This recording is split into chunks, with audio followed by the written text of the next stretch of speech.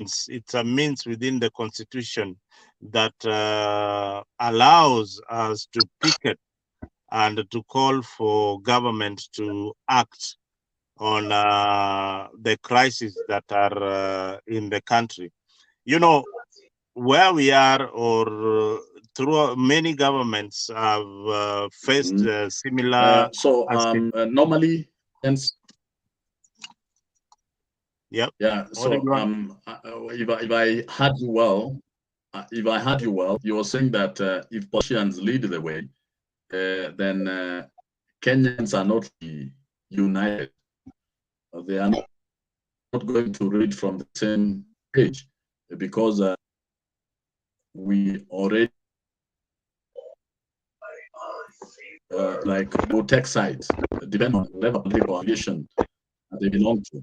So you think comedians or any other people that are not politicians are the best to lead the way? You know, let me answer you. And I hate when people belittle somebody's profession.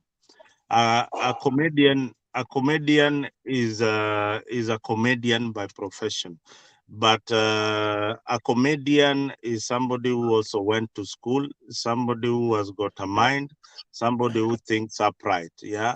So when you say that comedians should lead the way, then you are belittling the whole movement. These are Kenyans who are feeling angry. In the unga at the shelves, it is not written that this unga belongs to a comedian. I don't know if belongs Chelimo is there. to Dennis. I am there. That this unga belongs to Dennis. So Dennis, so I think you need to withdraw. The network keeps on fluctuating, but I hope Chelimo will be back so that we can proceed. Those of you that are participating, okay, go ahead. Dennis, I am talking and you're talking. So what I'm saying is that what I'm saying is you should not belittle these people you are calling comedians. They are also Kenyans. They pay the same price as those who are not comedians. So whether they are leading on the front line, I think it is a good thing. It is away from the normal politicians who are always on the front line. So we want the real citizens to come out, the middle class to come out and say, you know, we are feeling the pain of paying rent. We are feeling the pain of paying school fees. We are feeling the pain of paying paying our bills. So that way we can we can call the government to action. That is a very, very good movement, and I think people should support it. I personally support it because it's away from the political shenanigans that we are always entertained with every weekend. Thank you. All right. Mr. Chelimo, what do you have to say? I cut you short. Okay, Mr. Mzalendo is really saying the truth. And I think Kenyans are feeling, as I said before, Kenyans are really suffering. No matter whether it's Mzalendo's side or my side here or your side in Mr. Dennis, everything, every shop you go, it's the same value you are getting. Unga can be 200 in Eldoret, 200 in Kisumu, 200 in Nairobi, and nobody can say that because Raila was in the street yesterday, Nairobi are buying the unga at a less price than Eldoret. I don't think so. So it's really Erigomondi is doing good. It's only that when Erigomondi is going to the street, people are telling him as if he's doing it for Raila. No, he's not doing it for Raila. He's doing it for us, Kenyans. So even what Raila is doing, if does it for Kenyans, is equally good to on government, to put pressure on government so that the government can act in favor of Kenyans, because it is true that Kenyans are going through a moment. Mr. Dennis, I think it's right for Raila to do it because before the year 1992, we had only one party.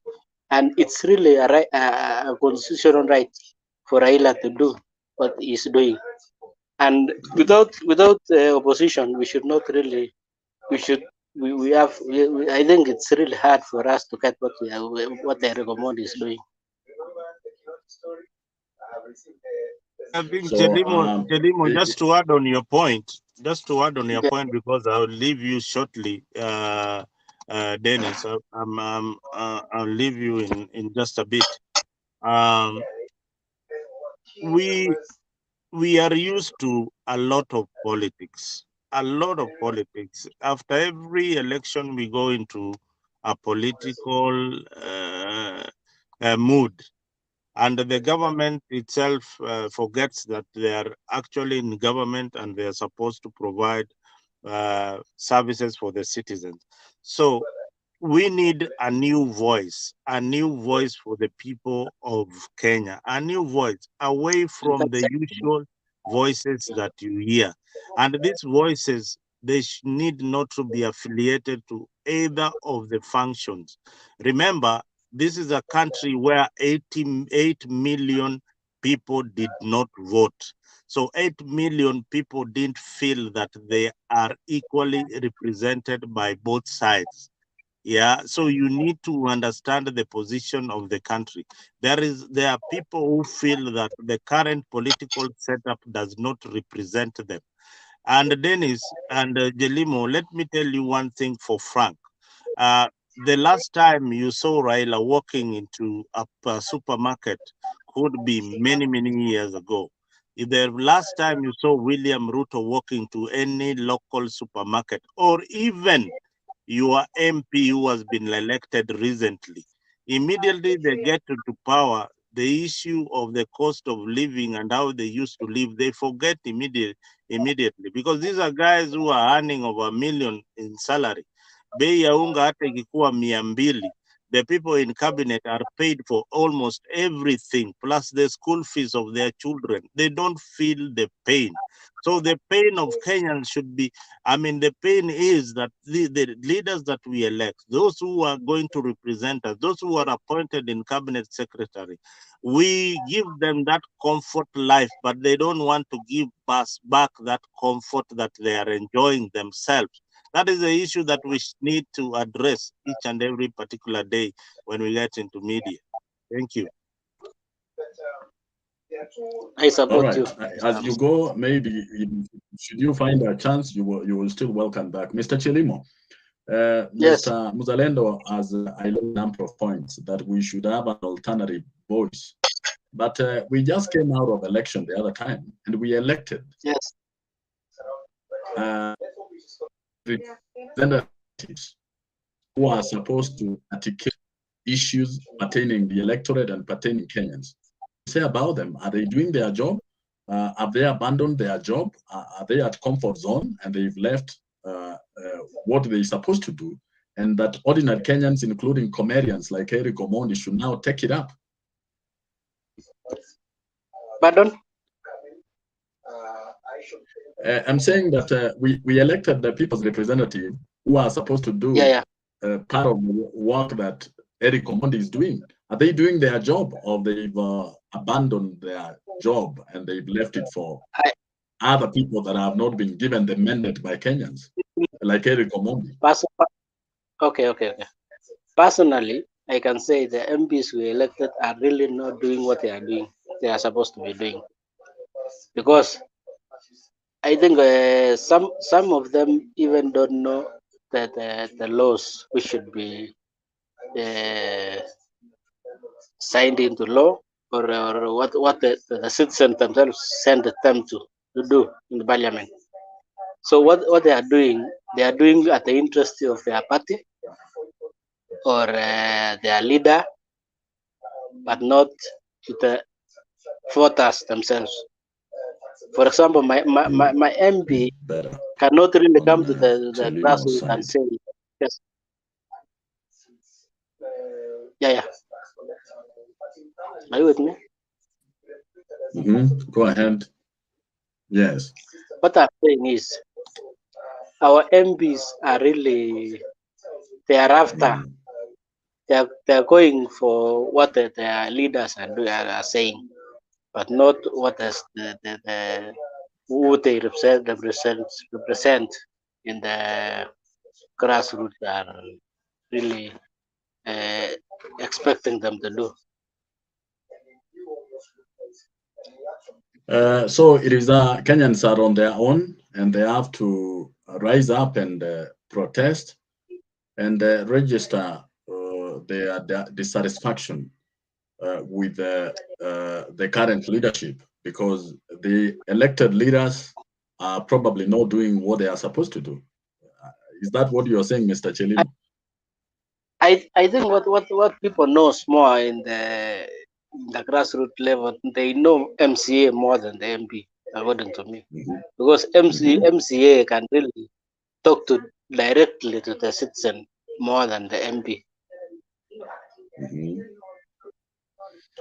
And we've seen some governors even complain that they've not received money from the central government, and that county staff have gone without salary for months. So then money is not able to trickle down to the counties if they've not received disbursement for the last 4 months. Is that also another issue? In fact, it's a double slap to counties, because the workers have not yet received the salary, and in fact, what the governors are doing, they have a problem, and really, when they have a problem, they cannot pay salary. They cannot pay salary because the national government has not released the usual money, and one thing they cannot do, they cannot explain to the citizens that there is a problem in the county. Then it's sorry. Endelea tu bwana Mzalendo. Yeah, nilikuwa naomba tu ninaenda niko na 2 point moja ya kusema. Unaona hii issue ya county governments. I personally feel that the counties are so many. There are 47 in number, and as much as we say that they are adding a lot of value, it is a burden to the country and to the taxpayers. Because listen, most of the money that the county government is getting is borrowed money. That is the sad bit about it. Most of the money that is coming from treasury given to the county government is borrowed money. Most of the money that the government is getting is borrowing domestically and internationally to pay wages, to pay salaries. Can you imagine salaries? That is why you see most of the governments trying to cut down on their wage bill. So there are few things that we can do to streamline the county governments. There are few things that we can do to streamline the county government. There's a lot of wastage in the county government. There are unnecessary ministries in the county government. We have a national government with the Minister of Roads, the Minister for Agriculture, the Minister, all these CSs. Then again, we have a county government that is represented by CSs at the county level.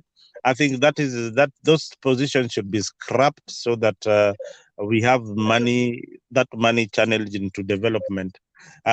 Counties like Kisii, Mutembei, their proximity is very, very close. We should go back to the old provincial system where we had 8 provinces. So we have eight provinces that is governed by a governor, one senator, and we reduce the cost of expenditure in these counties.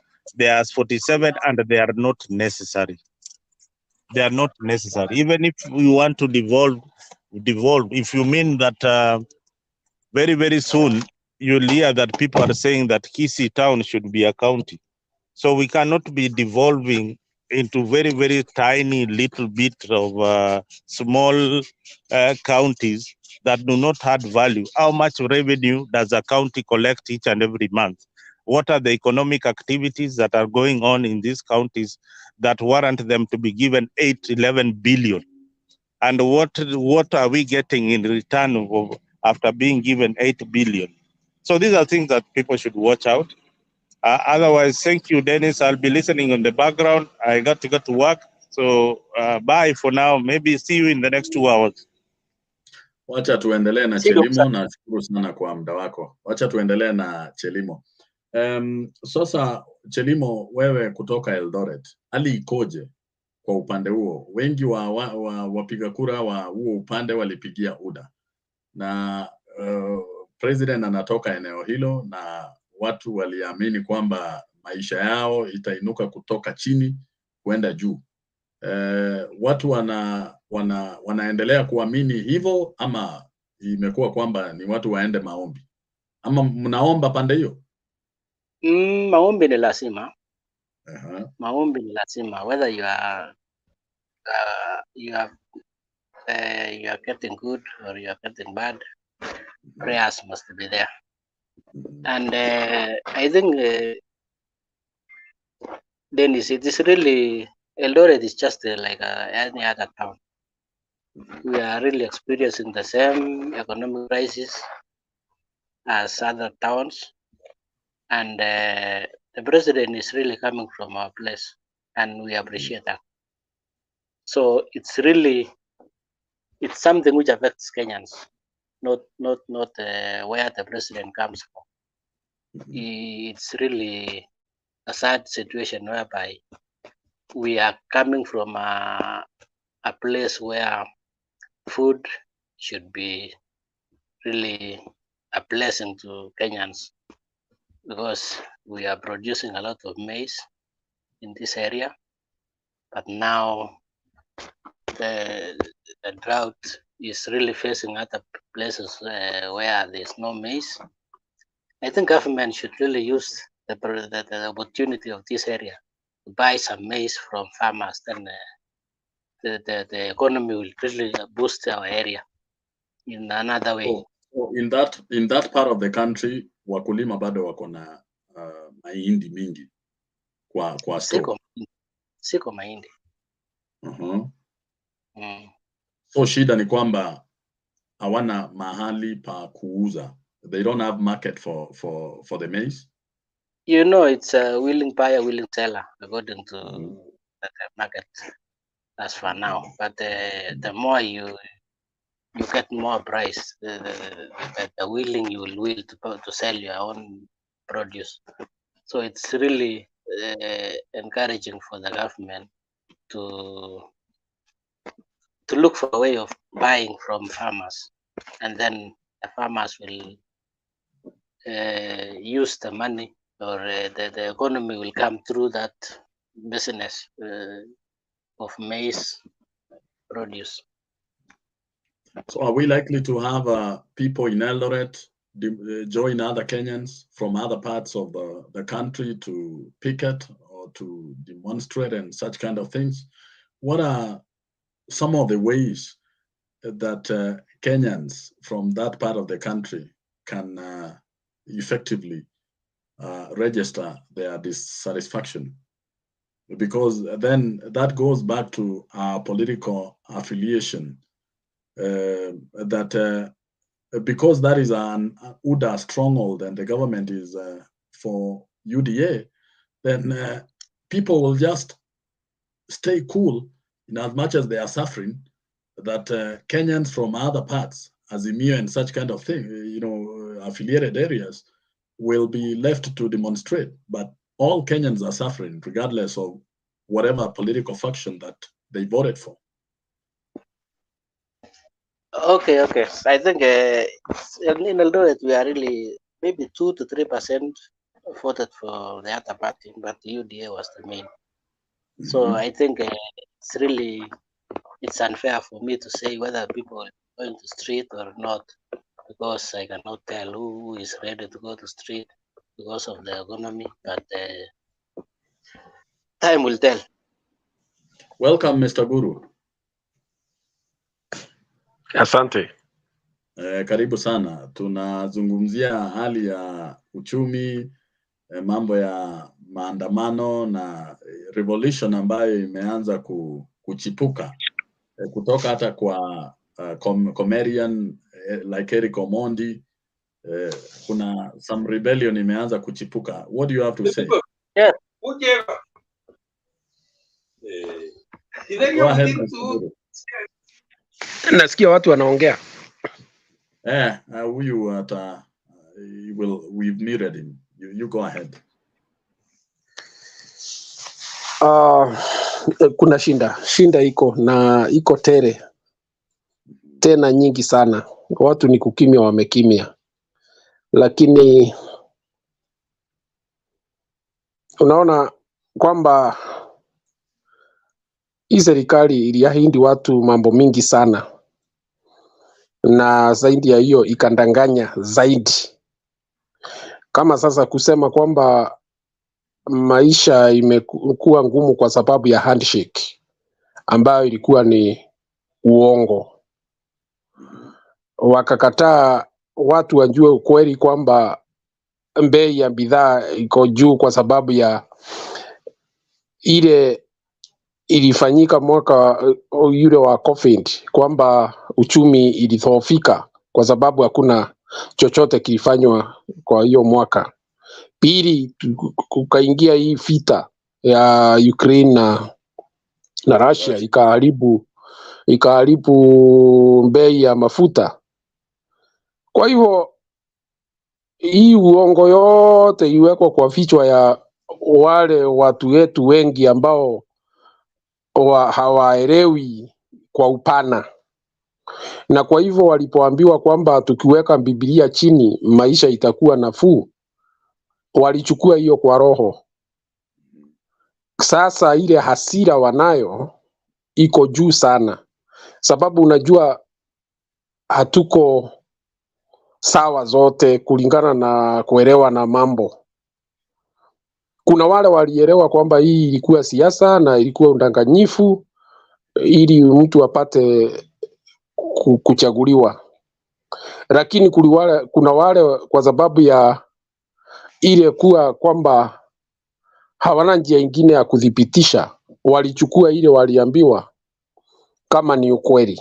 Na sasa hawa ndio wana hasira zaidi, sababu hawaelewi kwamba wewe unasema tukupee cheo, ututeremshie bei ya chakula, alafu unaanza kuambia watu wangojee mwaka mmoja, ilhali wewe ni rais.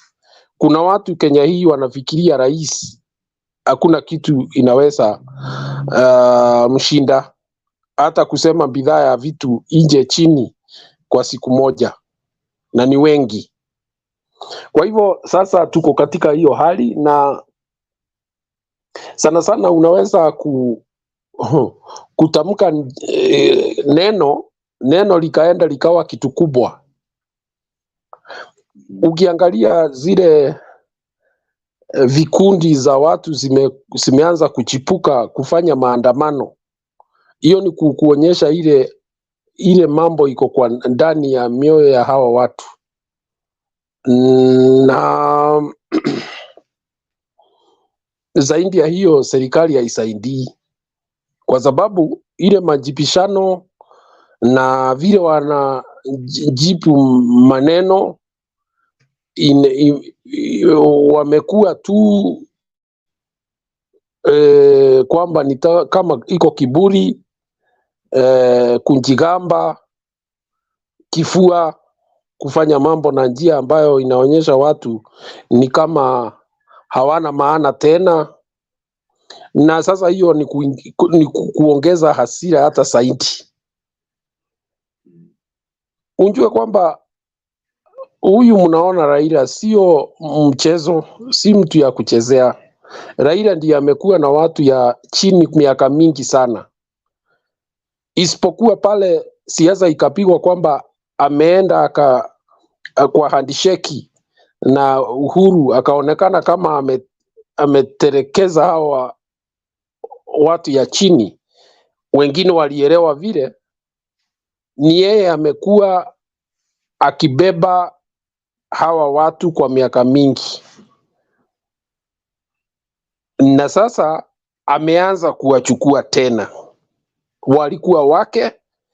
Na sababu ni kwamba siasa ya huyu mzee imekuwa consistent kwamba yeye ni mtetezi na watu wanajua hivyo, umpende usimpende, imekuwa ni ya kutetea watu hata kufikia kufungwa na serikali ambazo zilizopita. Kwa hivyo watu wanaelewa, watu si wajinga, wanaelewa kwamba sasa kwamba wale waliwaambia handshake ndio imeharibu maisha yao, walikuwa wanadanganya. Pili, wamejua kwamba mzee hakuwa anashinda, na wameanza kuona labda wakati huo ilikuwa inabidi kwamba kuwe na handshake, otherwise wewe angalia pale tunaelekea. Ikiwa kutakuwa na maandamano, ni waegezaji gani watakuja kwa nchi ambayo ina makelele kila uchao in the capital city? Bwana Guru, mbeleni ilikuwa kwamba wanasiasa ndio wanaongoza maandamano, lakini sasa tumeona maandamano yakiongozwa na hata comedian kama Eric Omondi. Unaonelea kwamba tutakuwa na Wakenya wengine ambao hawako kwa siasa ambao watakuwa wanaongoza maandamano? Wacha mambo ya comedian, hawa wengine huwezi jua hata nia zao, kwa sababu wengine labda wanataka tu kujiweka katika ile hali ya kutrend kwa sababu ya kazi zao. Lakini mimi naongelea juu ya watu ambao ni wa kawaida na wako tayari kufanya maandamano. Ni wengi, hawana majina, ni watu ya kawaida, lakini maisha imewafinya kiasi kwamba kile wanangojea ni kiongozi ambayo atawaambia sasa tuende tuongee kwa nguvu, kusema kwamba tunafinywa na maisha. Kwa hivyo mimi singetaka kuongelea mambo ya comedians, kwa sababu unajua comedian anaweza chukua nafasi yoyote ili awe jina yake iko pale juu kwa Twitter na Facebook na kwingineko. Lakini inawezekana kukakuwa na mabadiliko ama uzito wa mambo ambayo Wakenya wanapitia. Yanawezekana bila mwanasiasa mkongwe kama Raila Odinga kuwa yeye anaongoza mlengo huo ama mambo hayo ya maandamano. Kitu kimoja watu wengine hawajaelewa ni hii. Wale watu unaona pale si Raila ambaye wameweka juu pale kwamba ati ni cheo wanamtafutia. Ile iko saa hii, labda pale mbeleni ilikuwa hivyo, lakini saa hii Raila ni chombo tu. Unaelewa? Si ati hawa wanamfuata ati ni sababu ati wanataka tu wamsukume awe kiongozi. Hapana. Tofauti ni kwamba saa hii ni watu wengi sana wa kabila zote za Kenya wana hasira ndani ya roho zao juu ya maisha imedhoofika, na wangetaka kuona ni nani angewasukuma kupata maisha ambayo inawafaa. Na sasa hapo ndio Raila anaingilia, kwa sababu yeye kulingana na siasa yake na ile kujiweka katika hali ya kuwa a national leader, na kwamba ana ujasiri, hii hata ndio zaidi ndio ako pale. Kwa hivyo kuna watu wanataka kusema huyu mzee ni watu yake tu anamsukuma ili awe rais ama awe ni. Hapana, na ndio labda watu hawajaelewa. Actually wakati huu itakuwa ngumu sana kwa Raila kuingia kwa handshake na Ruto, sababu ni wale wanamsukuma, hiyo sio wangetaka. Unaelewa? Kwa hivyo yeye atakuwa hapo katika hali mbaya. President pia alisema ataki handshake. Opposition iwe waangalie serikali. Ukweli wa mambo ni hii. Niulize nikwambie, yeye angetaka handshake kama kesho, sababu hakuna kiongozi angetaka kuongoza nchi ambayo watu wanaenda maandamano kila wiki kwa capital city. Ile sura ya sura ya hiyo nchi huwa inaharibika pale nje, na zaidi ya hivyo, kwa sababu kuna watu wangetaka kuegeza kuleta pesa zao, investors. Ile swali watakaa wakiuliza ni kwamba ni kuweka pesa pale, alafu hii msukasuko na msukumano na mfurutano mwisho nje iharibu biashara yangu.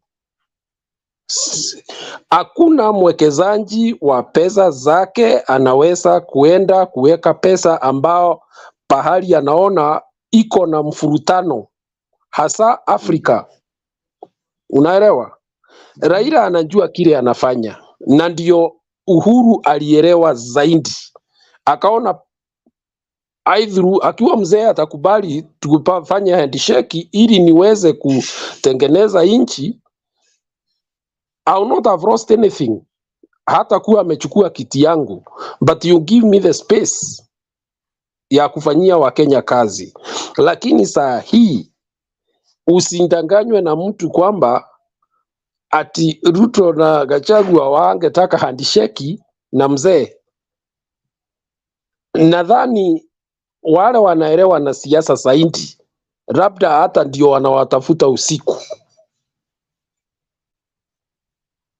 Unaelewa? As long as hata chukua kiti yake, does it make him a lesser president? It doesn't. Lakini yeye ndiye anaweza faindika kama vile Uhuru alifaindika, kwa sababu nchi yake nchi ilitulia na akapata kitu tunaita political legitimacy. Hiyo ni kumaanisha kwamba hata wale wafuasi wa huyu mzee Raila wamekubali na watashirikiana. Lakini ikiwa sasa ni kama hii maneno iko sasa Kenya, kwa sababu unajua kuna kitu kimoja pia watu hawajaelewa. Kenya kila wakati inaenda ikibadilisha vile siasa inaenda. Kama saa hii maneno inafanyika saa hii, inasukumwa na mwananchi wa kawaida. Wale vijana, wale wazee, wale kina mama unaona wakienda pale, hakuna mtu amelipwa. Unaelewa? Na nasikianga Raila alipi mtu uende kumsikiza. Wewe ukitaka kukaa kwako nyumbani, kaa kwako nyumbani. Wale wataandamana tu. Wale wataandamana kwa sababu unajua watu wanakuangalia kwa umbali. Saa zingine wanaangalia nia ambao unayo, wanaangalia hasa kile kinakupea hiyo msisimuko wa kutaka kuwa kiongozi ni nini. Ruto alipata, kati ya kura ambazo alipata ni kwamba alikuja kama mtu wa kawaida ambaye ametoka pale chini, ameuza kuku na sasa amekuwa mtu mkubwa, na wale wakubwa wale walizaliwa familia za watu walikuwa na pesa wanataka kumgandamiza. Unaelewa? Kwa hivyo akapata part of the people who voted for Ruto, they voted for him on sympathy grounds, kwamba yeye ni kufinyiliwa anafinyiliwa, ni kufinyiliwa anafinyiliwa, ni kufinyiliwa anafinyiliwa na familia tajika. Lakini sasa ile itakuwa ngumu kwake ni kutranslate vile alisema atafanyia wananchi na waone ikifanyika. Hiyo sasa alisema hiyo ni historia. Hiyo sasa hii ukienda Central kuanza kupiga kelele kwamba ni Uhuru amefanya hii, watu wengi wanakasirika. Saa hii wanakasirika sababu wengine wao wameanza kuona si ukweli. Unaelewa? Kwa hivyo isipokuwa Raila alegeze kamba ama Ruto afanye bidii zaidi na haraka, maisha ya watu yaanze kuwa ya nafuu, hii nchi tutashuhudia msisimuko wa siasa kwa miaka kadhaa. Hii 5 hii ya Ruto hii. Wananchi wenyewe wataongoza rebellion. Ndio, lakini si kupenda kwao. Unajua mtu ambaye amefinyika, hasa kufinyika kichakura, huyo si mtu ambaye unaweza control. A hungry person is a wild person. Kwa sababu man must live, you know, and for man to live lazima ale. Na chakula lazima ipatikane kwa vyovyote. Unajua kitu kimoja kingine ni kwamba hii sasa uwezi sema mambo ya kabila. Hata ukijaribu ati unajaribu ni kabila hii ama ni ile ingine, haitafanya kazi kwa sababu njaa haijui kabila. Yule Mkikuyu ako Murang'a analala njaa, na yule Mkaleji na Kombometa analala njaa, na yule Mjaruo ako Karachuonyo analala njaa, na yule Mpokomo yuko Coast analala njaa.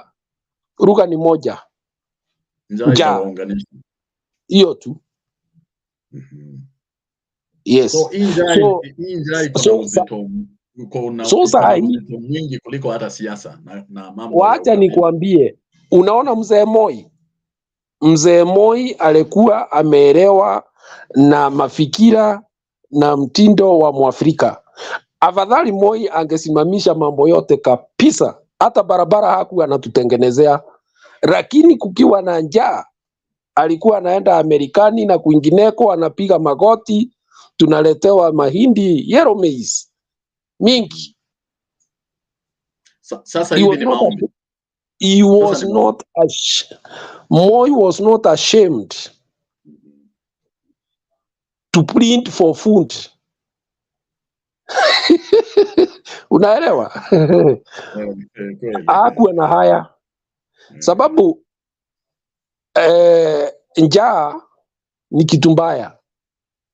Afadhali ukose kitu ingine lakini si chakula. Yes. Kwa hivyo kile kinafanya mzee aje juu kisiasa saa hii ni kwamba yeye watu wengi wanamuona kama chombo cha kualilia na kuwatetea kwamba wana njaa. Hiyo tu. Unaelewa? Nakuelewa sana. Kwa hivyo watu wasichukulie mzaha hii maneno. Unaona Raila anafanya across the country, unjue kwamba huyu mzee ni anapoteza wakati yake. Hata wengine niliona wakisema ataenda maandamano achoke alafu aende nyumbani. Hakuna kwenda nyumbani kukiwa na njaa. Wakenya wenyewe wako na msukumo wa njaa. Sasa hapo Raila akisema kuandamana, watu wako tayari. Hapo ndio tuko saa hii. Na unajua watu wanafikiri maandamano lazima watu yote waje Nairobi. Hapana. Sio lazima. Unajua kiongozi ambaye ana usawishi anaweza hata kuambia watu ukiwa na njaa hii siku tokelezea kwa ile center yenu na upige nduru hapo, ama ususie kulipa ushuru. Hiyo sasa, hiyo ni hali ya juu kidogo. Hiyo iko hali juu kidogo, yeah. Lakini bado iko, ndio bado iko, yes. Boycott. Uliona wakati ile mwingine wa kabla ya handshake kulikuwa na mambo kama hayo ya boycott. Kuna makampuni iliumia, biashara za watu sana, kampuni hadi wa leo hivi wengine waliadhirika, hawajawahi recover hadi leo. Kwani mzalendo ameenda? Mzalendo ametoka kidogo, ameingia kazini, lakini anarudi. No, ameniona akatoroka.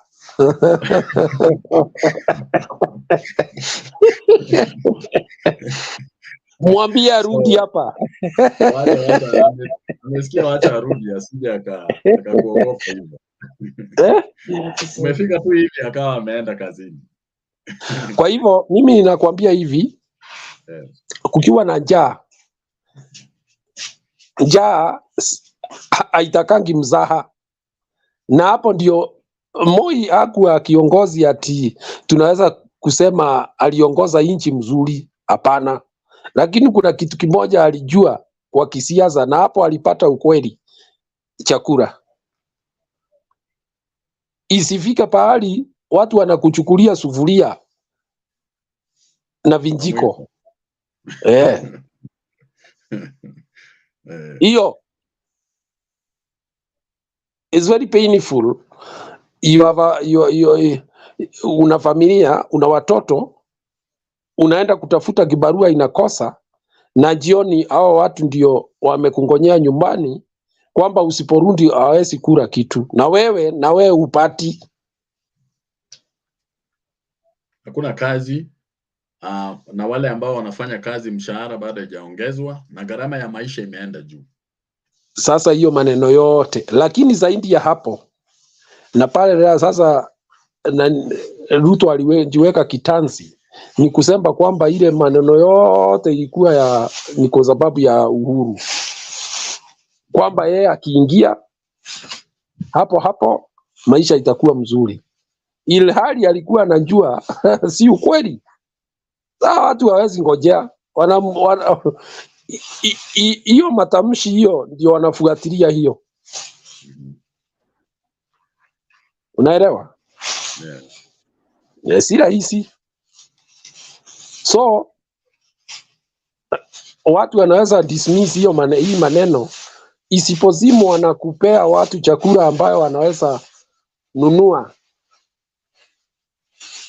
itaenda hivyo na hiyo msisimuko, na hakuna mtu angetaka kurudi pale tukua 1990s ya msukasuko kila wakati. Lakini naona kama isipofanya hivyo inaweza fika hapo.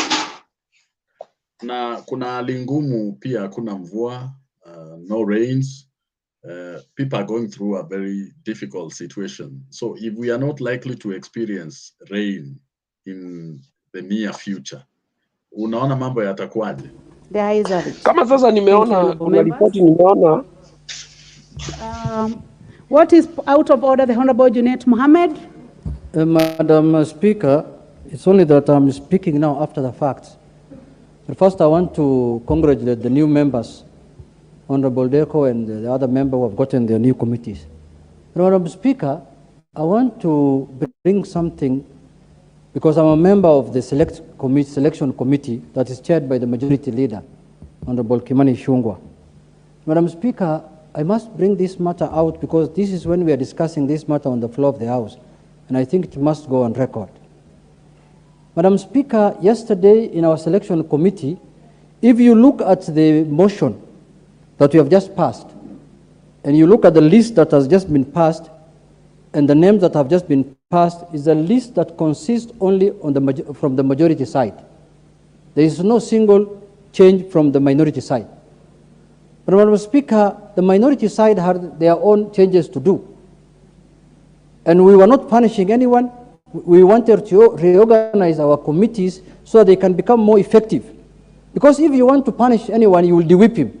And the whipping is done under Article 174, Standing Order 174. But this one we wanted to reorganize for members who are 3 committees, members who had 4 committees, members who had more than 2 committees, so that members can effectively serve in 1 committee or 2 committees maximum. Madam Speaker, we were denied to have that chance. Yesterday, for the first time in the history of this country, of this parliament, Madam Speaker, we almost went to a voting in the selection committee, where the majority blocked the minority from managing their committees, Madam Speaker.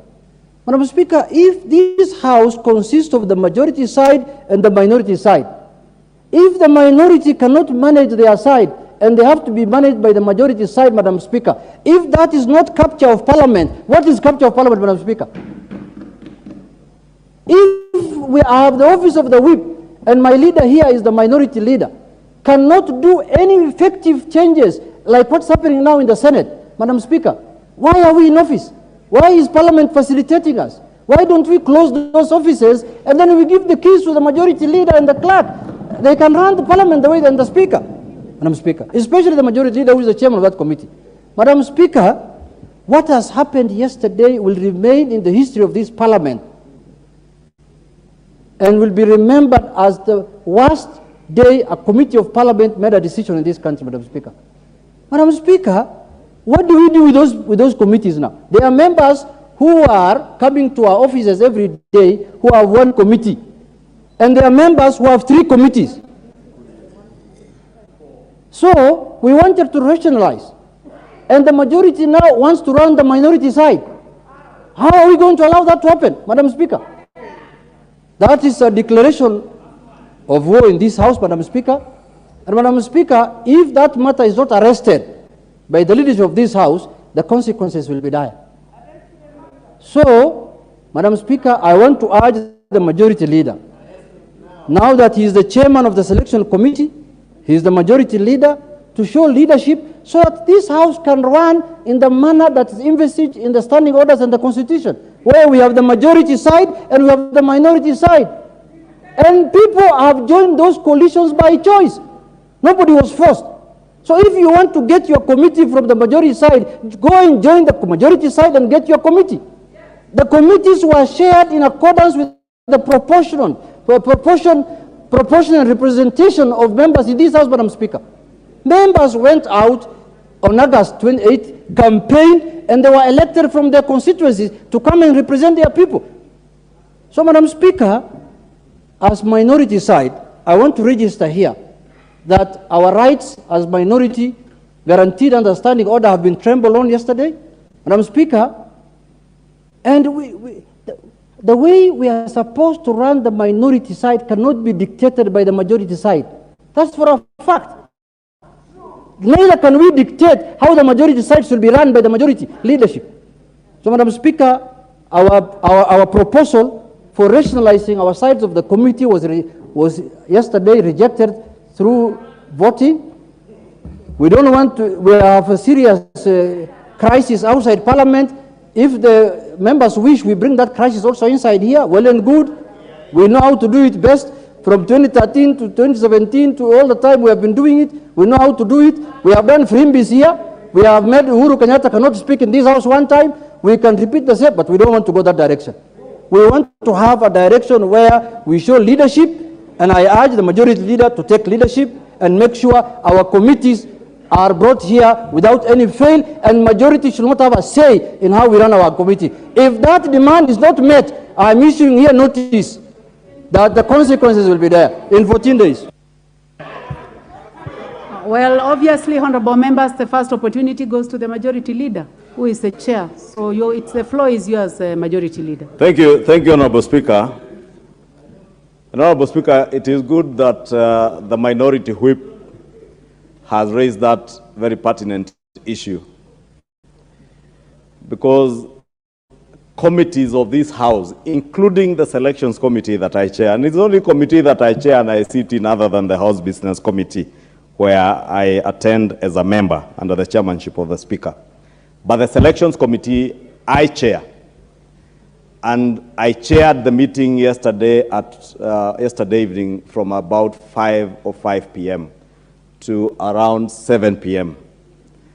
And it is true that there was a list that came from the minority, which members felt, first, it was not part of the circulated agenda for the meeting, because the agenda circulated, I think, from the 27th of this month, had two agendas, which was approval of the membership to the two sessional committees, the Powers and Privileges Committee and the Members' Welfare Committee, and placement of the two new members, the Honorable Shege and the Honorable Major Deko. And when the leader of minority introduced the list of changes under AOB, we had a spirited engagement for close to an hour on whether first we should admit it such substantive business as AOB. And eventually we agreed by consensus that we should admit that business under AOB. Therefore, it is not true that the majority in any way stopped that business from being transacted. We did discuss the list, including myself and the Honorable Leader of Minority first reading out the list of the members being moved from what committee to what committee. And members had varied opinion to an extent where one of the members, and I'm glad the Honorable KJ is in the house, because he's the one who moved the motion that we take a vote. Because where you don't agree on anything by consensus, then the vote decides. And before we voted, the leader, the minority whip, is the one actually who offered to withdraw the list of changes, because he saw the sense in building consensus. And why are we seeking consensus, Honorable Speaker? I said the committees sit on behalf of plenary. We could come and sit, the 349 of us, and place members in committees. But you know that will be a marketplace and it cannot work. Therefore, when a committee sits, and when you are a chair of a committee, and I know the Honorable Junet has never chaired any committee for the last 12 years he has been in this house, but I have been the chair of the most important committee, the Budget and Appropriations Committee, where you have to give and take. I have told the Honorable Junet and the Honorable Pio, and I believe in consensus building. I believe in people engaging and arriving at fair engagement and fair results. And therefore, I want to treat a member of the minority party from whichever party, whether you're in Jubilee, whether you're in ODM, whether you're in Wiper, as a member of parliament. And where the Honorable Nyikal's rights, I feel his rights are being infringed by the Honorable Junet, I will stand up to be counted to protect the rights of Honorable Nyikal to be a member of any committee. Therefore, Honorable Speaker, I did implore from last week on the minority that other than doing changes in a very sectarian manner and in a very underhand manner by sneaking in a list the last minute through the clerk's office, let us engage as we did when we were forming these committees. Let us have changes from the majority. Because even the majority may desire to, and we desire to make changes. These members in the majority, on the majority side will tell you there are some who want to sit in other committees. There are members who are appointed to some committees, they have never attended a single meeting. And I did commit as a chair of the selections committee that unlike in the two previous assemblies where I have sat, where the selections committee only sat once at the beginning of every session, we intend to have regular meetings of the selections committee to review the work of committees and the work members are engaging on in committees, so that we preempt the situation where members are placed into committees, they appear before a committee, sign, run to the next committee, sign, and probably run to a third committee and sit for 30 minutes. And you offer no meaningful engagement. and you don't give value to that committee. And therefore, Honorable Speaker, it is in that endeavor to ensure, one, there is fairness. Because I do not want to chair a committee where the Honorable Jerusha Momanyi feels that her rights were infringed on. She had no notice that she was being moved from one committee to the other. She has not been given an opportunity by the whip or the minority leader or the majority leader or the majority whip. Therefore, it's only in the pursuit of fairness, and maybe it could be my weakness to try to be fair to everybody, but not to control in any way the minority side. And I want to be on record. I have no business running the minority side. When you seek to be guided, please look for the people taking you to Jivanji, not Kimani Ichung'wah. I will guide you in the selections committee. Probably why the Honorable Junet is saying that nobody has been forced into their coalition. And indeed, you remember even last year, before elections, we were inviting people to the coalition of the willing, the Kenya Kwanza coalition. There is no secret that the Azimio coalition party was not a coalition of the willing.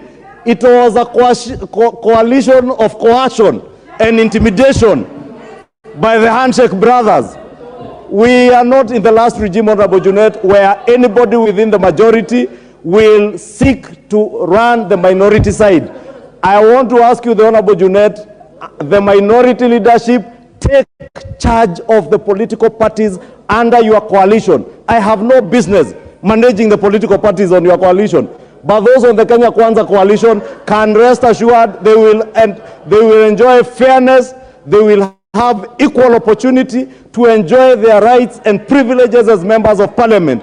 And there will be no animal that will be more equal than the other, as the case is in Azimio, where the Honorable Junet sits and decides who will sit in a committee by himself without engaging and without consultation with members of his coalition. Therefore, it is actually in bad faith, Honorable Speaker, for the Honorable Junet to be raising this issue, knowing we had engaged with him one-on-one.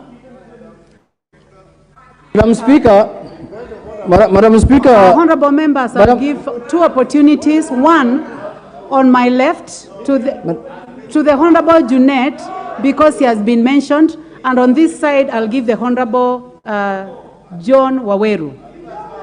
Madam Speaker, Madam Speaker,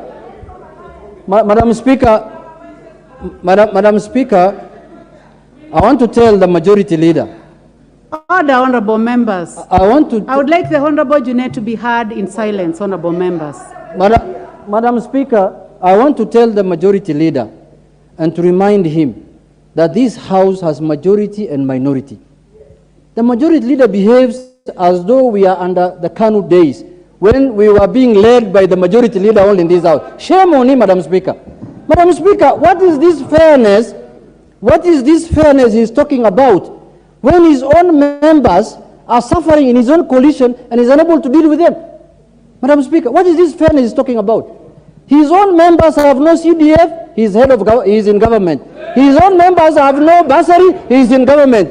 His own members have nothing to tell their constituencies, he's in government. Madam Speaker, if democracy is supposed to be allowed to mature in this country, what the majority leader has just said here should not be on record of this parliament, Madam Speaker.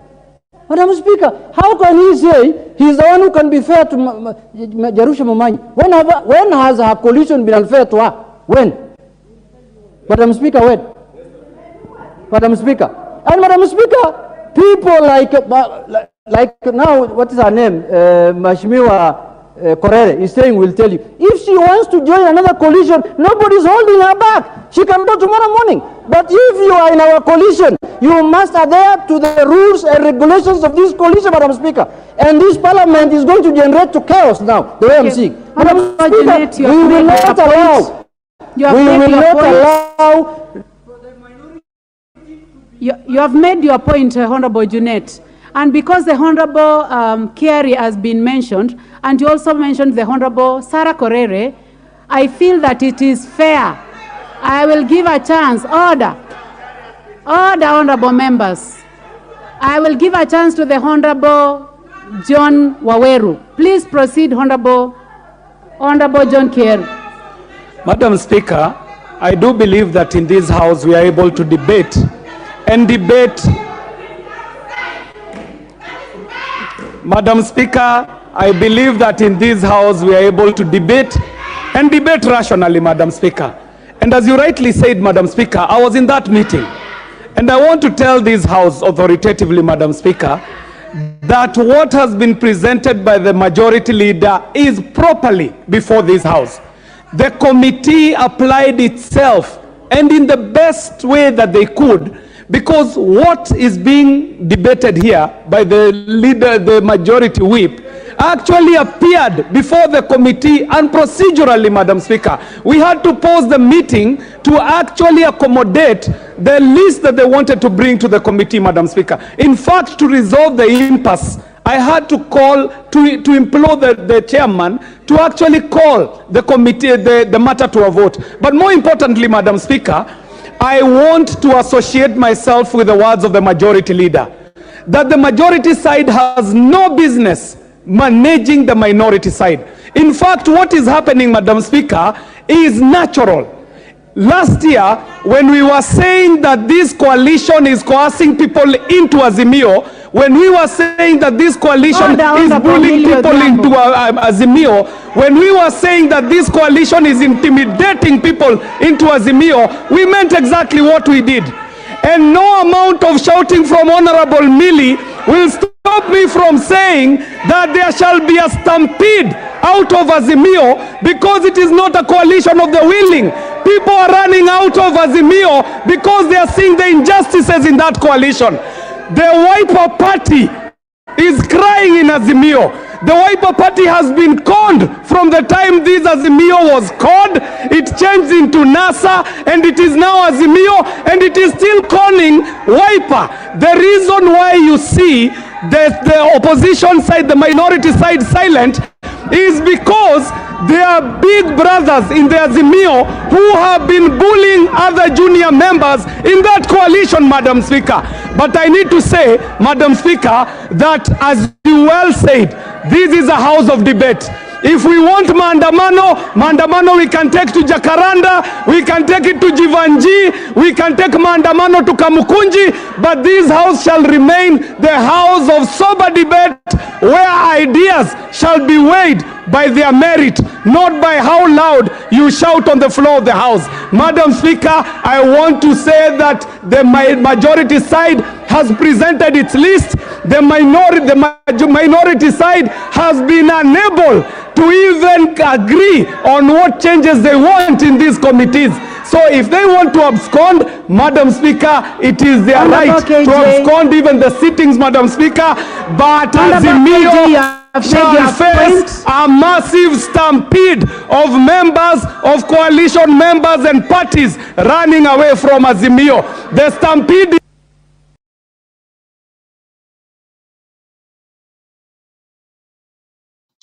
Sorry, that is really hot, Mr. Guru, and you've listened to that clip and you've listened to what transpired in Parliament today. What do you have to say about that? Is government trying to take us back to the days of one party? And is there likely to be a stampede out of Azimio?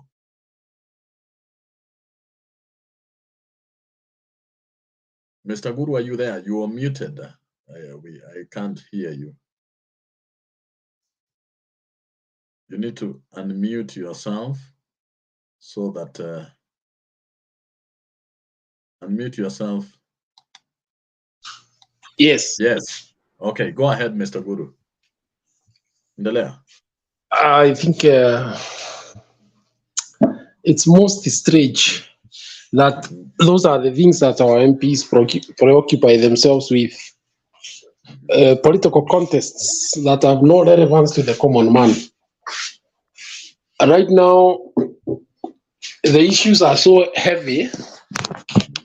We have school problems of CPC. We have food problems. we have costs of living and many others. But look at what they are doing in Parliament. Is that really something to preoccupy themselves with, talking about how political parties will weaken or strengthen, how they will be stupid? I don't think that is something myself I would get involved in, because I know politics in Kenya is siasa ya tumbo. Hata wanaongea about stupid. Next time if the wave goes the other way, you'll see a stupid on their side trying to align themselves. Shida imetokana na sisi wapiga kura, because wakati walikuwa wanauliza kura, it was the same situation. The electorate expected so much from them, and they are probably trying to recover, to be in as many committees as they can, so that they can recover the much that they spent on bribing the electorate. Don't you think? Si nimekwambia siasa yetu ni siasa ya tumbo. So everybody is thinking that way. And therefore that is a problem. That's a big problem.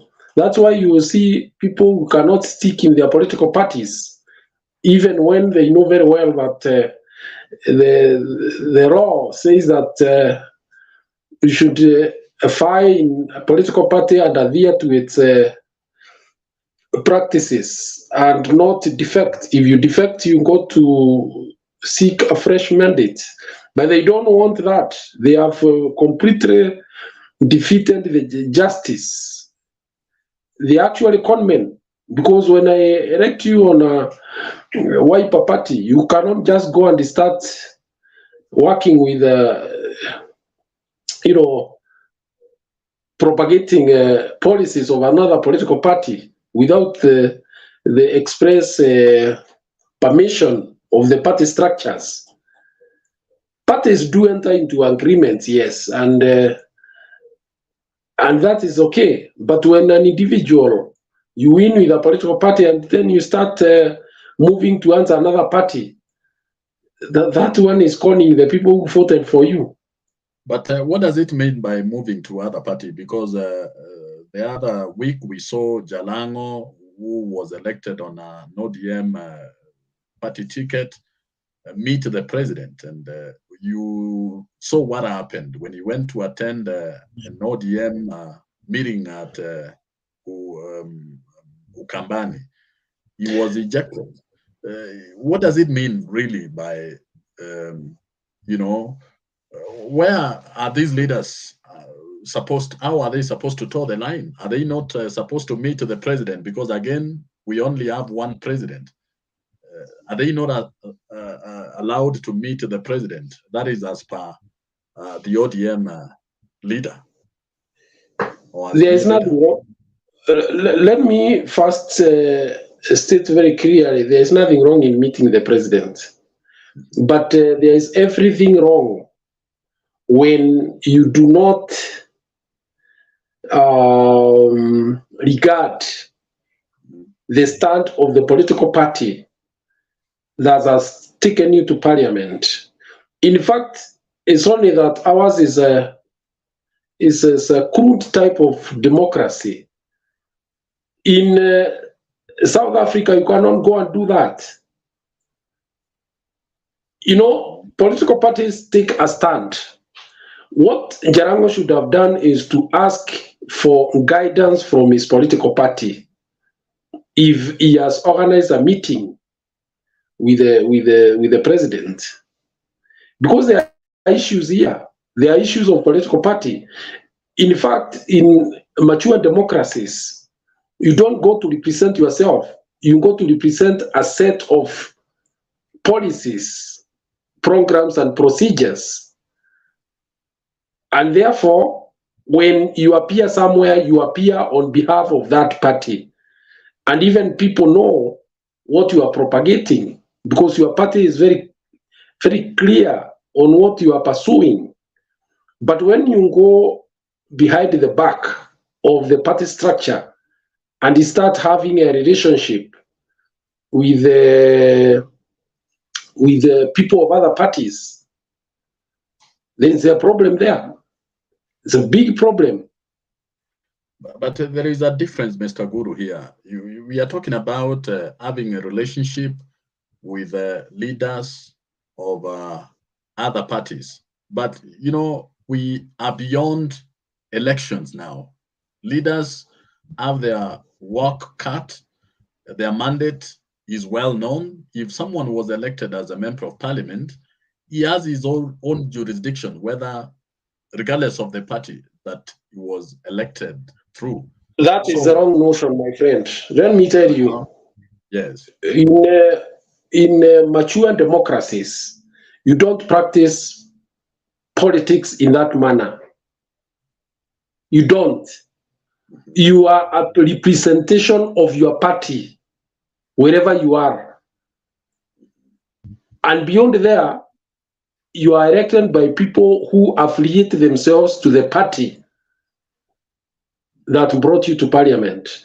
And therefore, that is why the party structure of the party that gave you a ticket is very important. They shouldn't take a stand on some of those issues, even relationships, by the way, because you find political parties in mature democracies push certain philosophies. You will find there are political parties that maybe in the Western world and the Americas who may push for abortion. The others that are pro-life. So it is very suspicious when you are pro-life and then you are hobnobbing with abortionists. It means then you are not representing the set of values and philosophies of your party. So I heard his argument was that it's development he was going to look for. A very, something I would call a very retrogressive way of approaching politics. Because you see, but one of the things reconcile that with the Kenyan situation, because we have national government, county government, and CDF under the MPs and such kind of thing. So development is coming from different quarters. But do you by any stretch of imagination think that other countries don't have regional governments? They do. They do have.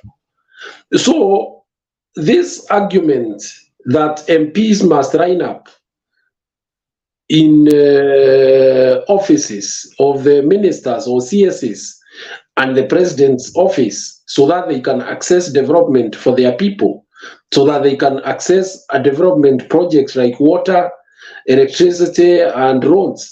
This is precisely the reason why Kenyans demanded a new constitution. Why? Because they wanted to make resource allocation an open affair, and that's why it is domiciled in the parliament, so that when a round is being given in Ruo Nyanza, the person in Meru will know that the people of Nyanza have been given these kilometers of roads, and us, we have been given a water project in this area. So you had it from the deputy president. You had it from the deputy president. He said this is like a company with the shareholders. No, I don't want to. If I was to be very candid, I would use a bad word, but let me reserve that. Because you see, there is this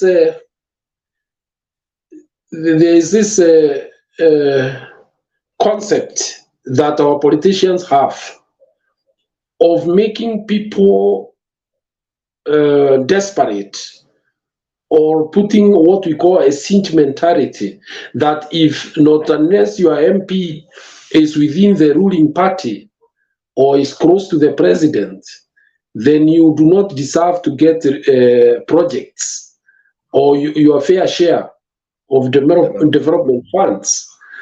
It is I argue this way. If we did not want multi-party, we would have just said we stay with one-party state. Then when we fought for people in different political parties, it should not be made to look like those who voted for a party that did not win the presidential,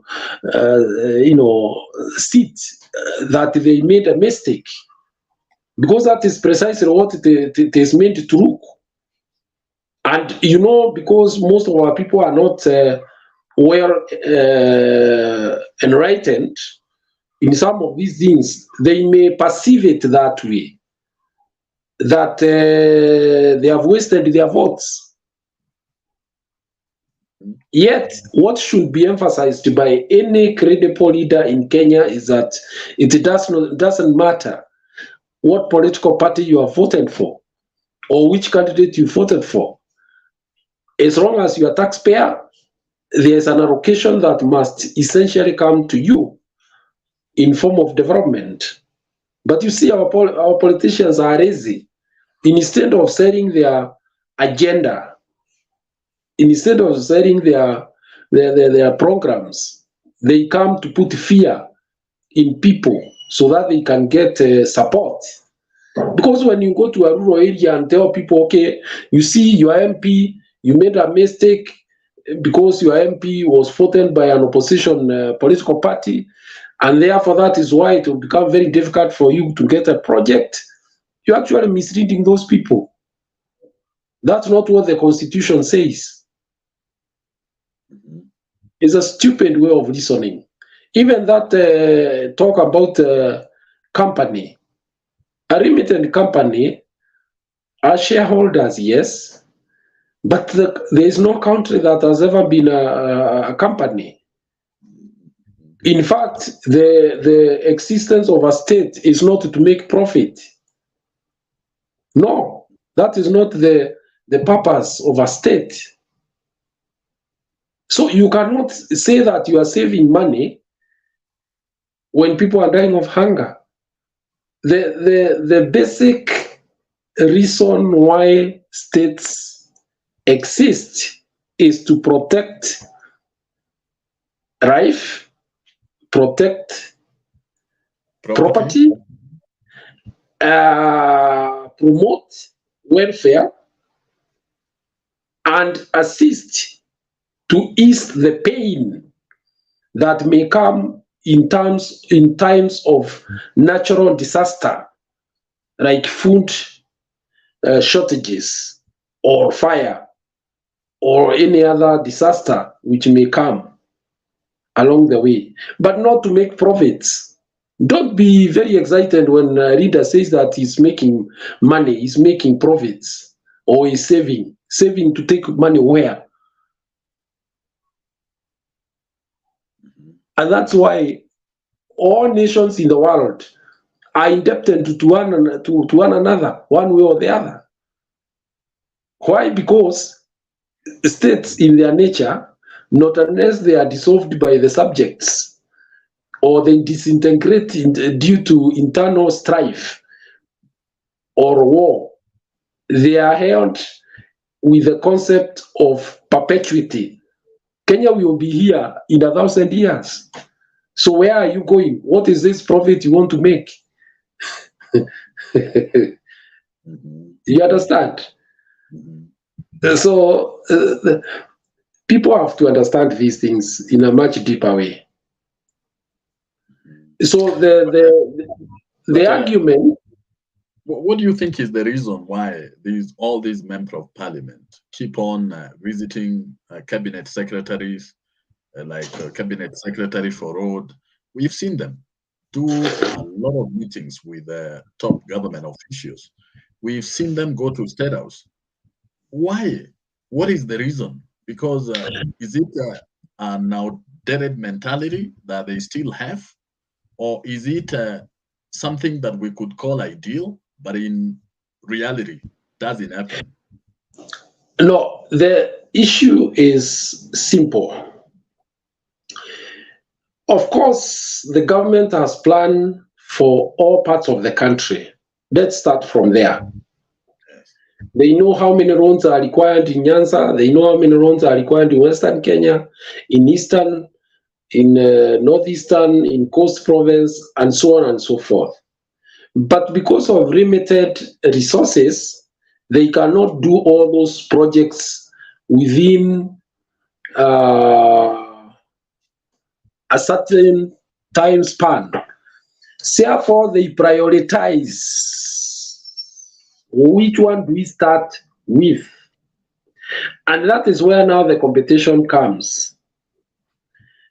Because each wants his road to be prioritized. Okay? And that is why I thought the authors of our constitution, and particularly the common people, they strongly recommended removing the executive as a center of allocation of resources. Why? Let us go to Parliament, let us argue which projects to prioritize, because then there will be fairness. Because if you cannot go to ask for 3-5 projects when another area does not have even a single project. So it is only through Parliament that fairness can be achieved, because that is when you will know which project is going where within that financial year. So that is the reason why you see those people going to those offices, is to kind of get their projects to be prioritized. So it pays. Well, what I want to say here is this. The executive, as conceived today, wants to take us back to where we were during Mutembei era. These things should be done within the Parliament, where everybody is there. We know what project has gone to which constituency in Rift Valley, in the Coast Province, in Nyanza, in Eastern, in Northeastern. And then as MPs, we pass that in Parliament and say these are the projects that will be undertaken within the budgets that we have for this year. But when you have a situation where you go and get your projects prioritized on the basis of personal relationship, then that is the making of a bad situation, and a situation that we wanted to correct when we went for a new constitution. These MPs are taking us back. Yeah. On that very note, and with the assertion of the deputy president, does it look like he is not realized that he is a vice or a deputy president of the entire country? For those people that elected him and his boss, His Excellency the President, and those who never elected them. So does he seem more of a deputy president for those people that voted in favor of UDA and opposed to people that voted for the other way? Does that seem to be the case? And you saw Murkomen say that those that do not recognize the president should not even go meet him. So where are we as a country at the moment? And people that are not supposed to play partisan politics, or that have already been elected to office and are supposed to serve Kenyans, regardless of how they voted, are now taking sides. Isn't this not a very unfortunate scenario that we find ourselves in as Kenyans? You know, First of all, let me say that, of course, they could feel frustrated that their leader is facing legitimate issues with quite a huge part of Kenyans, in the fact that they say they don't recognize him. That's a problem in itself. Because you see, political leadership is more based, the philosophy is based on voluntary cessation of your individual powers. You give those powers to somebody else to manage your affairs. If people do not give you that right to be their leader, then it means you are there by force. You understand? Even as you're there, you're never elected by everybody. There is you are number one. There are those who are number two, voted by others. But once you've been elected, you should represent, or you should be leader for all. Just a minute. Okay. So as we wait for Guru, once a leader has been elected, that is a leader for all. For those who voted for this very leader and those who never voted for this leader. So this notion of dividing people once elected, or polarizing people, is not very good. There is time to politics, and there is a time when people have made a decision, then it is not good to take people back. It is not campaign period. So once a leader has been elected, the leader should serve all, and the leader should unite people, not to polarize people and sort of bring it out as if development will go to the people that voted for them and such kind of things. Welcome back, Mr. Guru. So what I was saying is this. Yes.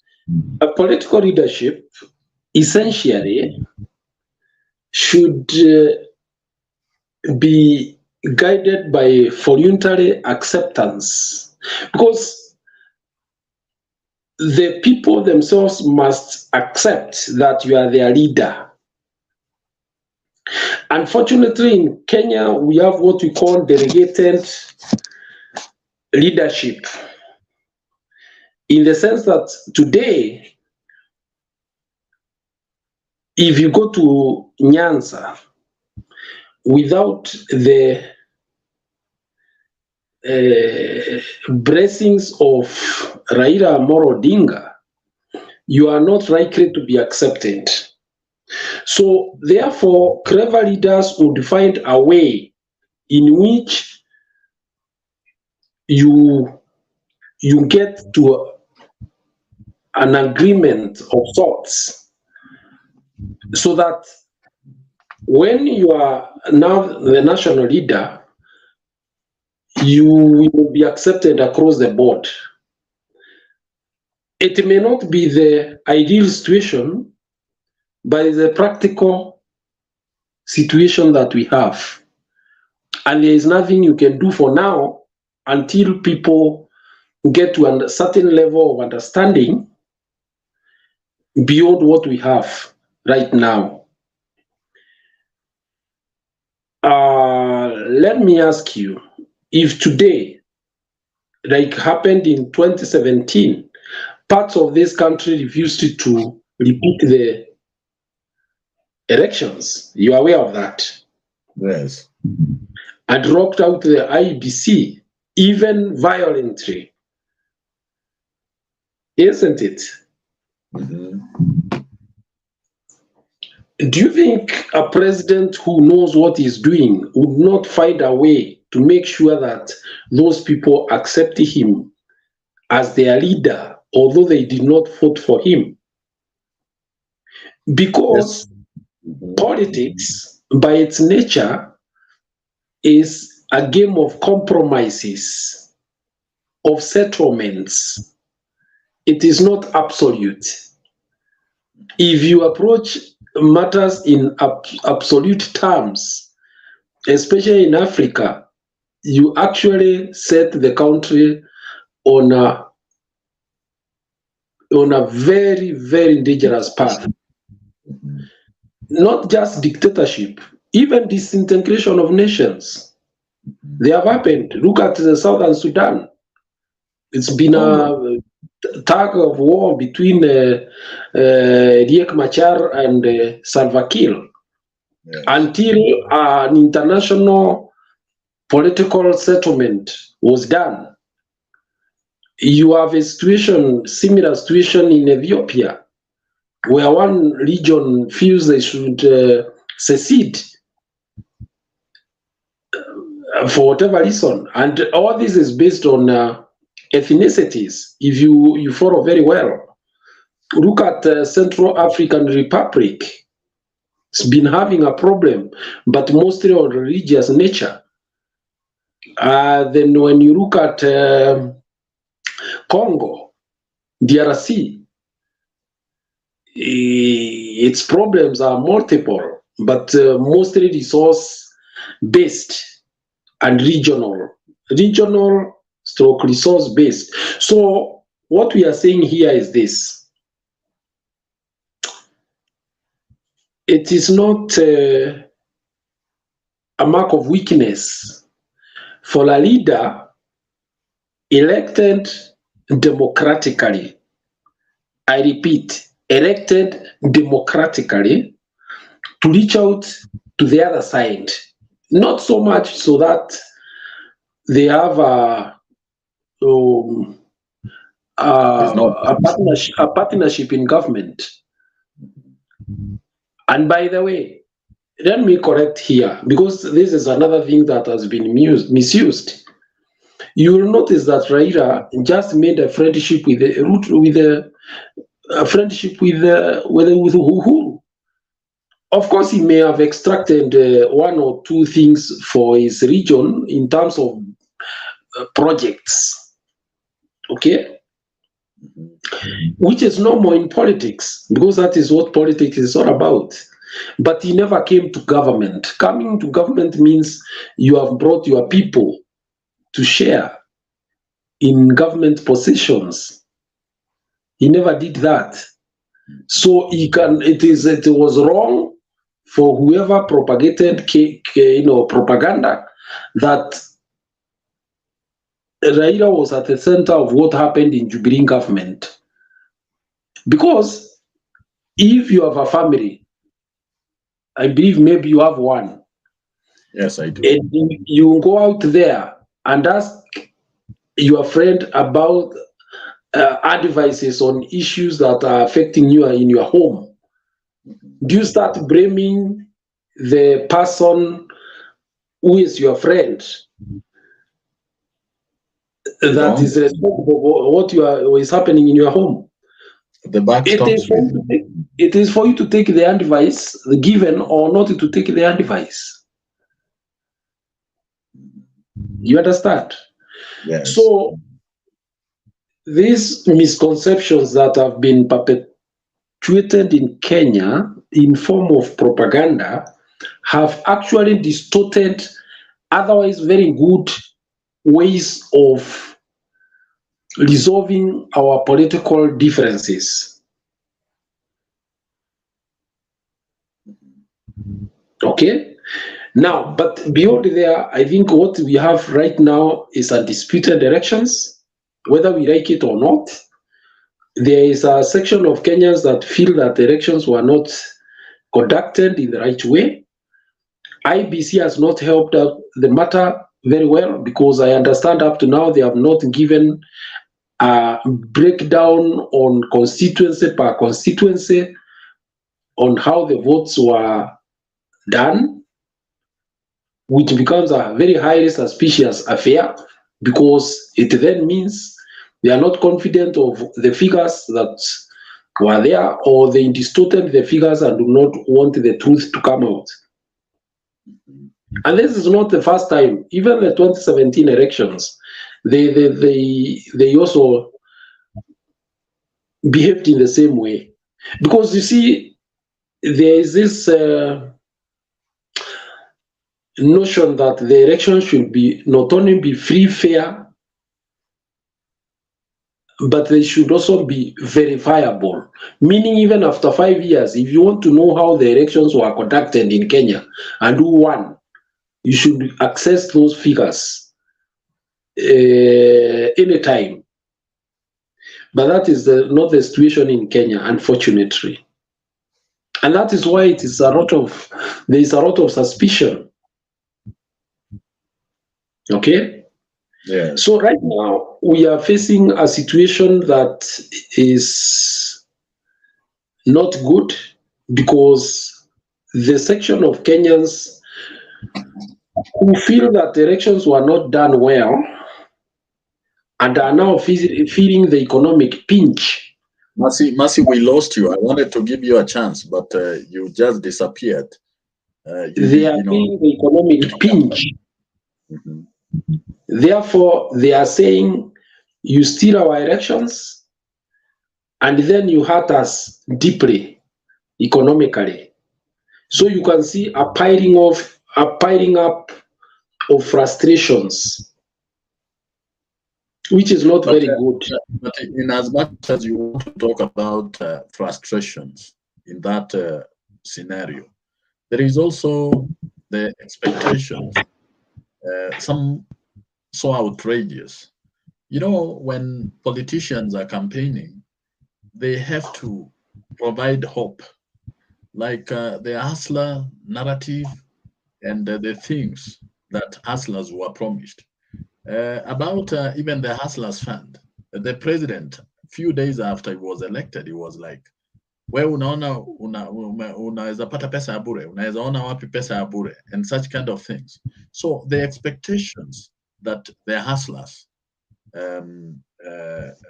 had or still have are not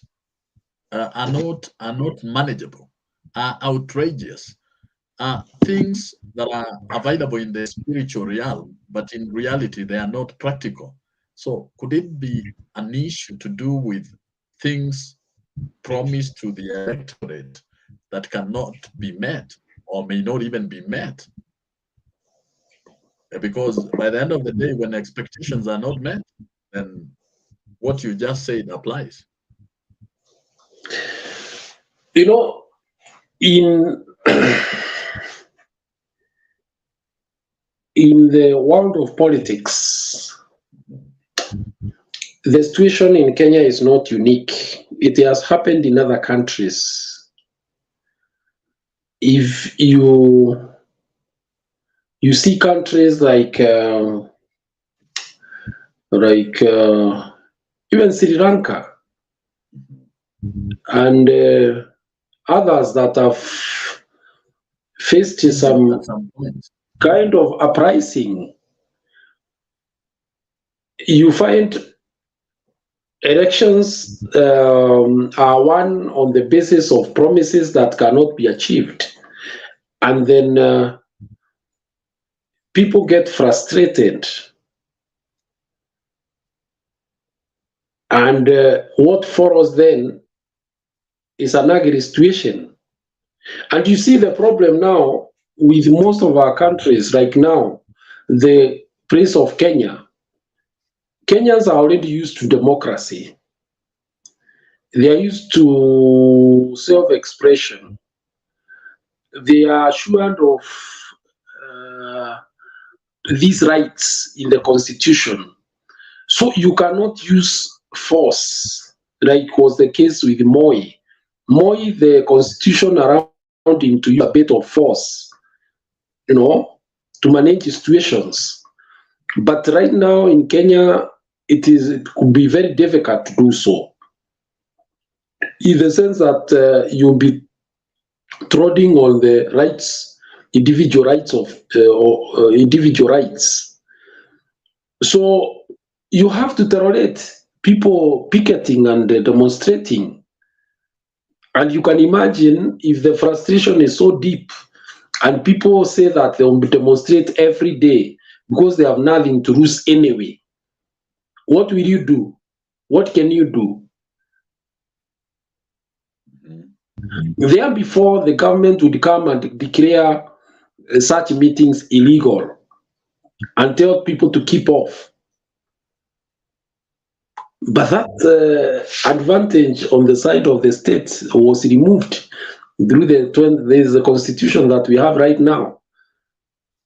So the constitution does not limit how many times you can go to picket or to demonstrate. You can even say you'll be demonstrating every day. You see? So it's something that the only cure is for the government to do the right thing, to be sensitive to the interest of the people. That's the only way to take the initiative away from demonstrations and picketing. What do you think of subsidies that the government did away with? Because this was a way of alleviating some pain, direct pain that Kenyans are going through at the moment. What do you have to say about that? Because now Kenyans have to pay more, and they are not earning more either. So what do you have to say about that? Do we need to have the subsidy back so that at least Kenyans can be cushioned for the meantime before things probably get better? It seems like this government is trying to take Kenyans through a lot of pain, all in the name of waliwachiwa store ilikuwa bure, and such kind of things. I think Muzalendo is back. You are a friend. Yeah, I can see him. Let him come. If nothing else, food is not a joke. And I heard the argument that the earlier subsidies were poorly managed and so on and so forth. I do not know that for a fact, but if it is true, it is wrong. But at the same time, you cannot throw away a program that would help ease pain just because 2 or 3 people mismanaged a program. You strengthen the processes and the procedures. You don't throw away the project or the program, because finally it's the people who suffer. Do you know today there's a report of general population in Kajiado going to eat food reserved for children in school? The food that is given to children in school, adults are walking into the schools. What does that tell you? What does that tell you? So there cannot be any argument in whatever form that does not help people afford food on the table. When you go talking about affordable housing at the center of a major food crisis like we have right now, you appear very insensitive, because the immediate need of the people is not those houses. People are not sleeping outside. And even if they were sleeping outside, they can postpone constructing that house, but you cannot postpone eating. Yes. You understand? So that is why sensitive people can even do without roads, but they have to eat. No, even you can sleep outside when you are satisfied, when there's something in the tummy. Okay? The greatest failure of this government is failure to prioritize food in the immediate term, even as they prepare for the medium and the long term. Like they brought a fertilizer subsidy when there are no rains. Long time, immediately they got into power. We were told of how they imported fertilizers and subsidy so that they can direct resources into ensuring that farmers produce more. But how do farmers produce? There is no rain. So 6 months, no rain. So how is that production gonna be realized? Isn't that not a priority upside down? Because what comes first? Rains, and then the rest follow. If there are no rains, that fertilizer is useless. There's nothing wrong in offering cheap fertilizer. Yes. But like I've said, there is every wrong in not taking into account the immediate needs of the people. And that immediate need right now is food on the table. The issue of fertilizer that is in the medium and in the long term. What about the short term, which is as important? Do you know that even hungry people can do any agriculture? Because most of our agriculture is physical. Are you aware of that? Yes, it's very intense. Yes, ukiwa na njaa hata hiyo production unafikiri utapata itakuwa ngumu. You understand? Yes, exactly. So for government to fail to prioritize is very wrong. In fact, there is nothing wrong in using subsidies to make food affordable for the general population, and of course, taking into account that as much as possible should be done to make sure there is no theft. Okay. Yes. So can we have Mzalendo say something? He's been listening to you. Yeah, thank you, Dennis. Mr. Guru, nice to see you after a long time. I normally like your debates because they are very, very educative, although sometimes you are impractical. But all the same, nice to see you educating us about the state of the nation. The issue of food insecurity. Let's start by food insecurity, and that is driving this government into a situation whereby they will now be forced to react.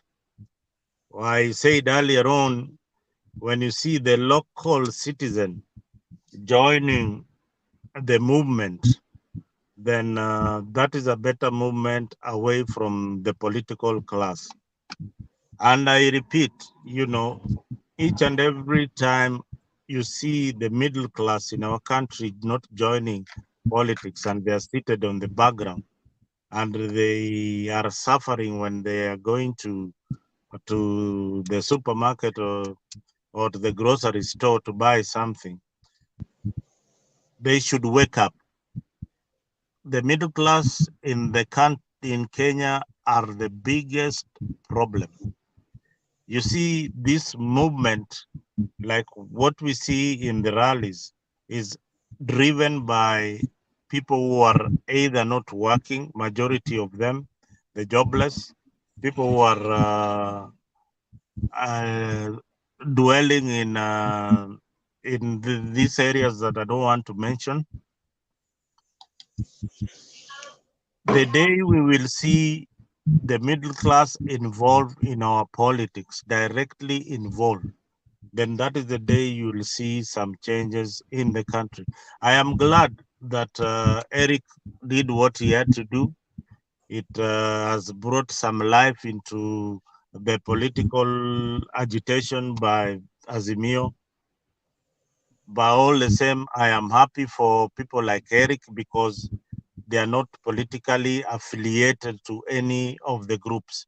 So some of this movement, Guru, as you are talking about a revolution, they are started by small people, people who are people that nobody thought that could make a difference in our country. They start a movement, the politicians will follow later. So this movement, if it can gain a lot of momentum for the government to react. But I believe that President Ruto's government will react to the call of the citizen, because sometimes sio kukua tu kichwa ngumu sana. You need to listen to what this other side is saying, especially the citizen. Forget about the clarion call by the opposition leaders. Look at what the local mwananchi is saying, and away from the political establishment. Dennis, I told you earlier on is that some of these politicians have never visited any supermarket for the last maybe 10, 20 years. Hao wanaendeshwa na magari, they have got servants wanatumwa supermarket. Wengine kama cabinet secretaries, all the bills are paid for them. They don't pay for anything. They don't pay for school fees. They don't really care. That is why unaona kuna marais wa nchi zingine wamekaa chini wakaangalia hii serikali au representatives wetu, hii mshahara wanakula ni mingi sana, such that they don't feel the pain of the mwananchi. They pretend that they feel the pain, but they don't really feel it. But hunger is biting. Hunger is biting. We need to find a solution for the country, and a permanent solution. I believe that the current president was an agricultural minister, and during his tenure, despite the scandal that later on came, but he did very, very well. If you could go by the records, this is somebody who will do very, very well in the agricultural sector. Ruto knows what he's going to do to the farmers so that we can have sufficient food. In a country that depend on rainfall, and Mr. Guru, you know, worldwide, there is climate change. The rainfall patterns of throughout the world has changed. This is not a government mistake. This is a natural kind of disaster happening around the globe. So we need to find mitigation into this area so that we can have food sufficiency.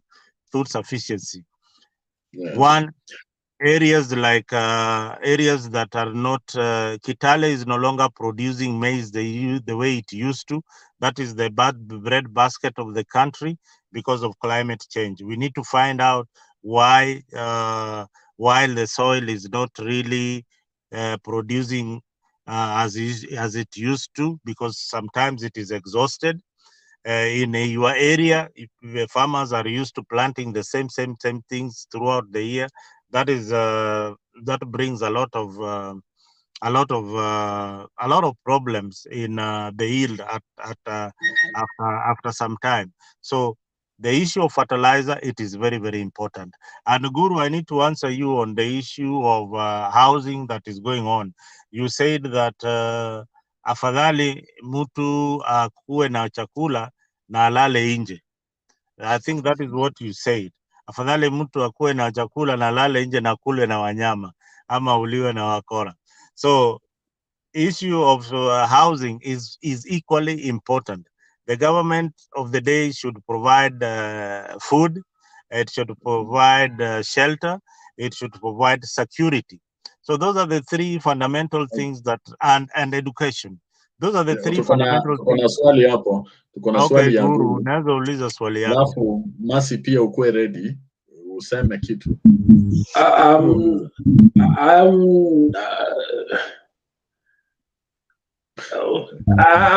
trying to find a word because actually the way you put it, that I've said people can sleep outside and be eaten by animals. I think I never said something like that.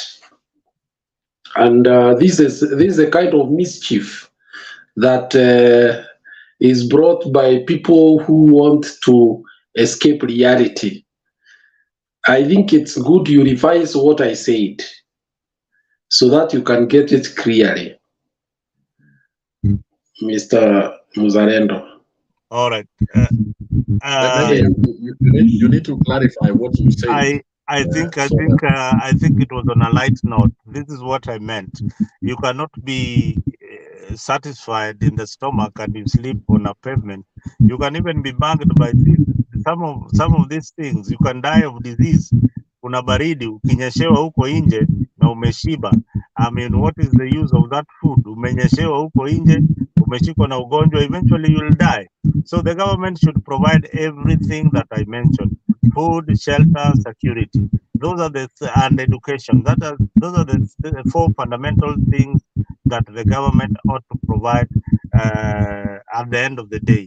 And the scorecard is measured after every 5 years. That's the reason why we have elections after every 5 years. And we have an opposition government and legislators that we elect so that they can represent your views. Ukiona, for us here is to agitate that the government listens to us, listens to the voice of the locals so that they can bring bills that can bring the cost of living down. I believe njaa ya mtu wa UDA na njaa ya mtu wa Azimio ni njaa ya hakuna tofauti ya njaa ya mtu wa UDA na njaa ya mtu wa Azimio. Muzalendo, I want you to hold your thought because Mercy was here. Guru was presenting and we did not afford an opportunity. Naona anateta sana. Hold your thoughts. Let's listen to her and then you proceed. Mercy, are you there? That is nonsense. Exactly. So now we have you. Proceed. Raila Amolo Odinga doesn't need to be hurumiwa. Wale wanatakiwa kujionea huruma kabisa na tena walale chini na to fast kama hizi siku 14 we are supposed to all go into fasting. It is the mwananchi. Unaonea Raila Amolo Odinga unaonea huruma. Are you an idiot? Are you foolish? Are you stupid? Ati unakaa hivi unaonea Raila Amolo we are nonsense. So let's not encourage that kind of stupidity. Unajua huyu mzee ameng'ang'ania hii kitu miaka mingi. Even hata aking'ang'ania, he has been living like a king and he will live like a king until he leaves this earth. Alilima zamani bana. Ama walilima zamani. This guy is not a pauper. So what he's been doing is just passionate to salvage this country because it's in shatters. And it is in shatters now. 60 years down the line, people have accepted that Kenya is finished. It's dead. We are dead meat. Even if we say we are best in this, we are no longer best in anything. Lala, you can tell us. You are at least you are a little bit maybe umeona kidogo mbele ya wengi hapa. Kenya is no longer best in anything at all. But those who are myopic and have not even moved anywhere, wanafikiria mama yao ndio the best cook. Kenya is doing badly, terribly, and it went berserk from 2013 because it had done so bad for 24 years, collapsed, and then God akatusikiza tumaombi kidogo, akatusalvage na Kibaki half of his term, tukaanza kupata hewa kidogo. Then we lost oxygen again 2013. Since 2013 we have finished. Everything we had is gone. Even if you go to the books, even to those who record economists, do best work, our B disappeared because it was by the PS. All right, she's disappeared while she was trying to say something. I don't know. Is it Muzalendo was finishing up? Muzalendo, you wanted to finish up on what you were saying, or we let Guru says? Muzalendo, I think it is fair that we let you finish and then we let in Guru. I think, yeah, it is, you know, those are the voices of people who are hungry, either with the government or with the way the system or the establishment, the political establishment of this country. I